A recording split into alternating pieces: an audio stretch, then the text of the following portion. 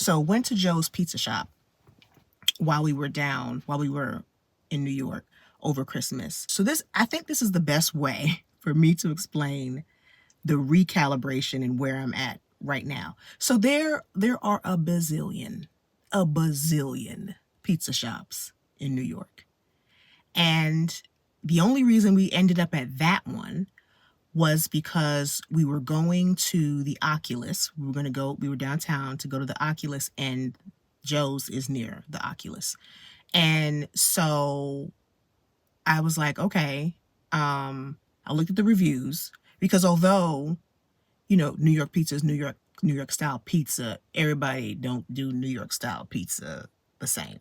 So I want to make sure that if I'm going here to get a slice, that I'm going to like the slice. Because I haven't been home in years, and so I don't know. I knew the pizza shop I went to when I lived in New York and lived in the Bronx, but I didn't know where to go when we were going to be at the Oculus and want a slice. So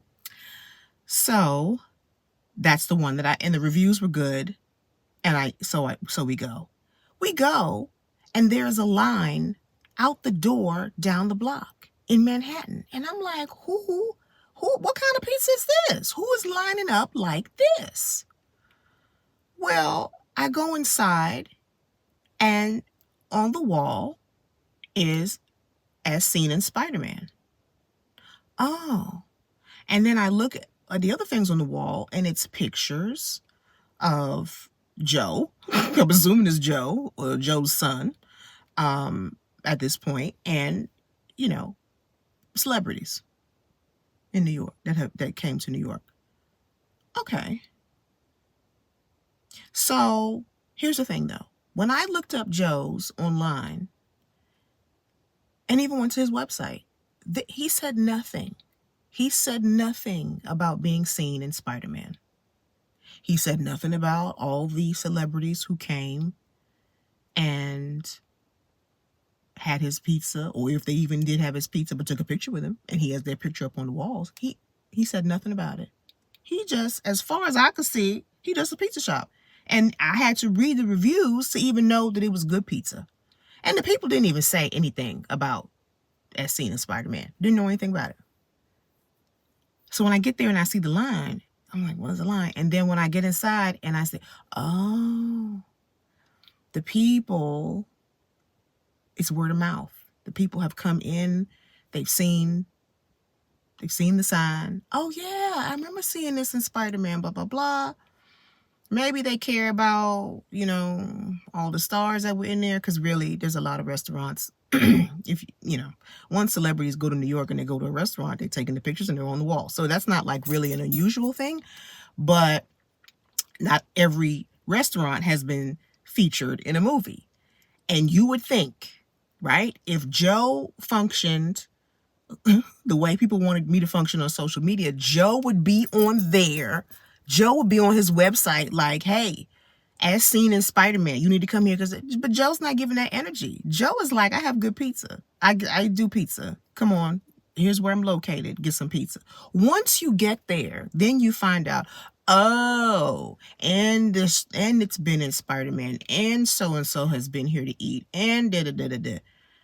But he's not leading with that. He's leading with what he offers. He's offering it casually. He's just, here I am on website. Come here. This is the address. Like the website was so bare bones. But you get there and you're like, there's a whole line. And it was good pizza. It was good pizza. There are a ton of pizza shops in New York. A ton. But people are gravitating to Joe's. Yeah, because he has good pizza. But also because they want to go get pizza from the place that was in Spider-Man. But he's not leading with that because he's not pressed about it. And that's the vibe of where I come from. We're just not pressed. Yeah, he has seen these celebrities. Because we all see celebrities. If you're in New York long enough, you're going to see celebrities. It's just not. So that energy of, oh, look at what I'm doing. See me, see me. Do you see me? Do you see me? And, you know, like the car washes or the car dealerships where they have the thing, the blow up thing that, you know, he flops around and bends in the wind and has the wiggly fingers, and so it catches your eye and you're like, oh, let's look in that car dealership. Yeah, that's not, yeah. That's not, and every time I try it, it's like, girl, stop. That's not you. You're not even built that way. That's not your sensibility. And it has been freeing for me. It has been freeing for me. So yeah, I love putting up these videos. You know, those who see it and are blessed by it, wonderful. Would love to hear from you in the comments. Love to have conversation there. Would love to connect with you. And if you want to work with me, I'd love to work with you. You can reach out to me. My information is in the description box. If you're a mom and you are like at your wit's end, maybe it's a confidence issue, maybe it's an actual parenting challenge that you're in and you need a peripheral brain to help you work through it, hey, reach out to me. I'm happy to help. But yeah, these videos is about all that I'm going to be doing to let people know the goods. But being on social media and doing the spirit fingers, trying to get people to pay attention and consider me, and I got to prove to you why me and not you, not the next person, and that's not it. That's not it. God bless those who do it. God bless those who do it. Because here's the thing. We're all wired differently. We're all wired differently. And I think social media is awesome for the extrovert, for the more is more person, for the how many people can I know before I die type person. Like, that is awesome. And when I say know, I mean in quotes, because you're not really knowing them, but can lay eyes on and get a sense of and say what's up to and check in here and there and like each other's whatever. Like, that's great. But if you are somebody like me who likes to, who likes to go deep, I'm going to be bothered with you like I want to know you. And and then I need you to be somebody who wants to know me in return. And I can give energy to that. I can't give energy to surface. Cocktail parties give me the creeps. Like, all of those situations where it's just small talk, where it's just show, and very little tell, I can't. I can't. If you're like me and you're coming out of the full-on stay-at-home mom focused energy, and you realize that you have other talents that you have had maybe to put to the side for the season that you are focused on motherhood, and now that you know your children are older and the way that you engage with them is different. It's not a active parenting instructional mode. It is now more advisory, more coach-like, more counselor. You have bandwidth to do the other things that you are gifted at. I encourage you not to fall into the trap, or if you have noticed that you are very frustrated because you're just, I'm in my 50s, so I know the time when nobody had a smartphone. I know the time of a home phone with a cord. Like, I know that time intimately, like knew it for years. And so this is new jack. This ain't old school. This stuff is new jack. And for me, it's not necessary and it's not part of my wiring. I totally understand that people who are growing up now, this is their wiring. So they can't imagine not standing on their head and doing a dance to get people to notice them and to stop their scroll. I'm from a place that still to this day, nobody is standing on their head to stop your stroll. They will let you stroll by. They'll say a few words to you to get your attention, but they'll let you stroll by. And you know what? They will live. They will live that you didn't, notice them, that you didn't say, oh, I love your stuff. Oh my gosh, I can't live without it. Let me buy all the things that you have here. They will live. They will live. And yeah, so it just really brings perspective. And I hope that that encourages you if you have felt like, that square peg in a round hole, and you're like, I'm trying to do what the latest is. And I don't want to be that person that's branded, old and outdated. I am not old and outdated, but I am different. And that's what ultimately I don't ever want to diminish, and I want to highlight for you.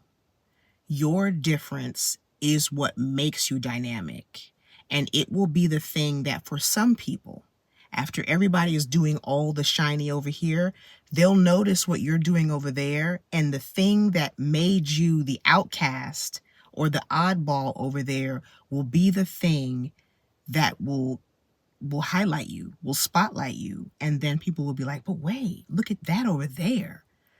We haven't had that before. And child, it's just been the thing that's been happening. It's been there. That's old school.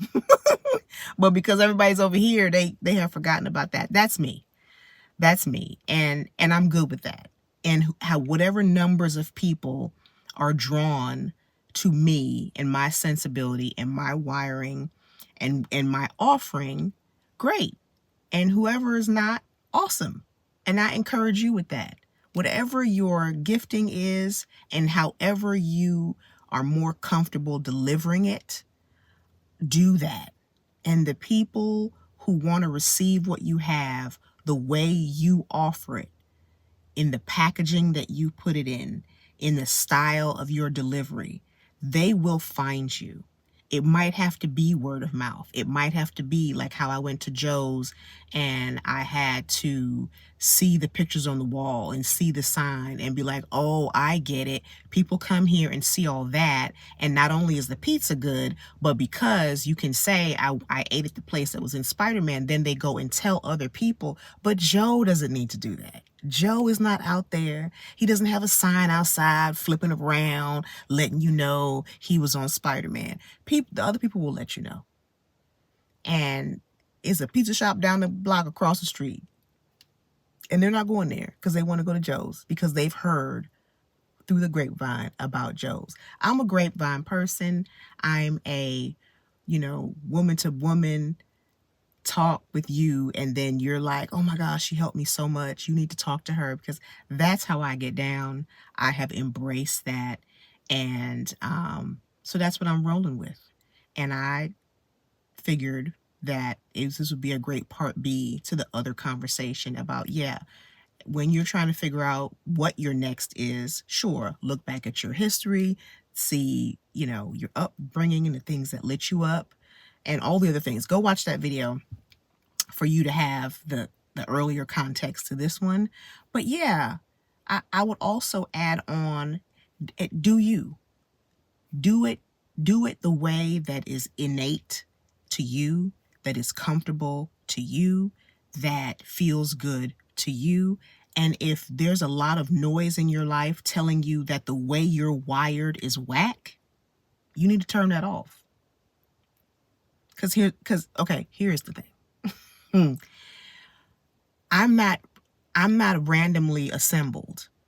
I'm not a bunch of cells that just dropped here and then here I am, right? I'm fearfully and wonderfully made. I am a designed person. There's nothing random about me. I am who I am by design, and then that's been amplified by my experiences, but I am designed a certain way, and I don't discount it.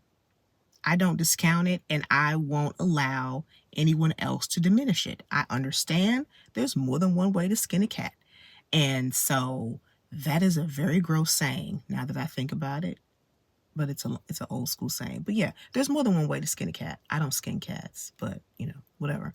There's more than one way to do it if these people doing it. And to each his own. To each his own.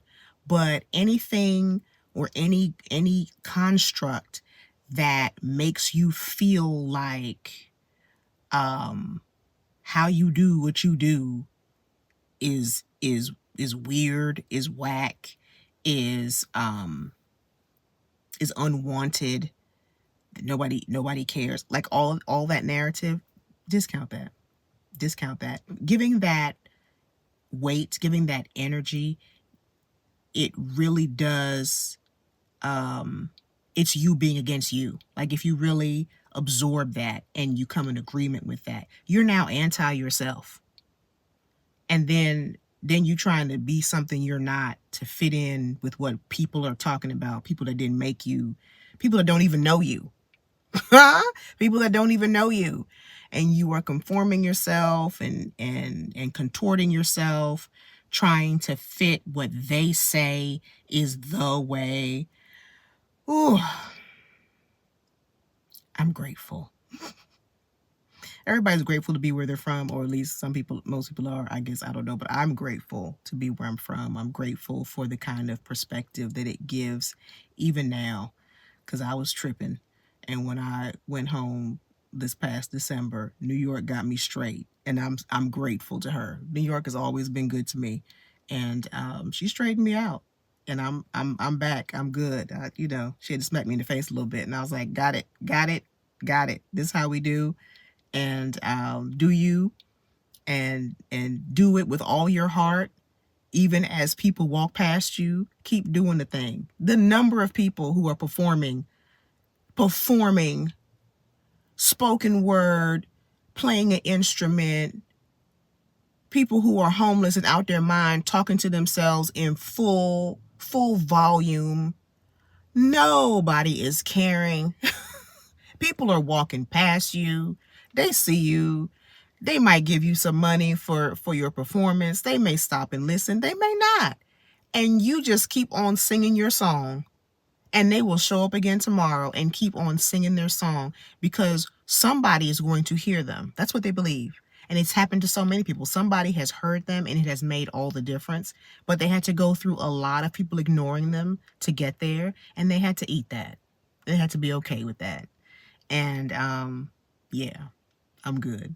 So anyway, I hope this helps. This didn't have anything to do with motherhood per se, but you're always a woman first. So, sometimes the conversation just has to be